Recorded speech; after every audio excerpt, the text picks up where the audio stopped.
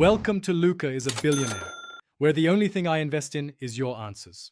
You start by preparing both the pill and the audio source. Update the pill firmware, charge to at least 50%, and use a modern phone or DAC-capable player.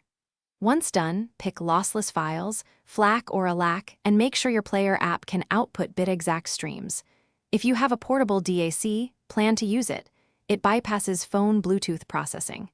These steps reduce compression early, and they let you focus on the connection path that preserves audio fidelity. Now, connect through the highest quality path available. If you can, use a USB DAC tied to your player and feed the pill's auxiliary input. This keeps the stream lossless into the pill's analog stage. If you must use Bluetooth, set your phone to use AAC or aptX adaptive and make sure the app and OS negotiate that codec. Also, disable any EQ, spatial audio, or volume leveling. These processes re-encode or alter the original lossless signal and reduce fidelity. Finish by playing a known reference track and listen closely for clarity, dynamics, and stereo imaging. These qualities tell you if lossless delivery succeeded.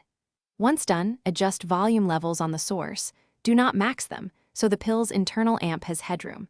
If you encounter hiss, dropouts, or muffled sound, make sure cables and adapters are firm, batteries are charged, and the codec is correctly selected.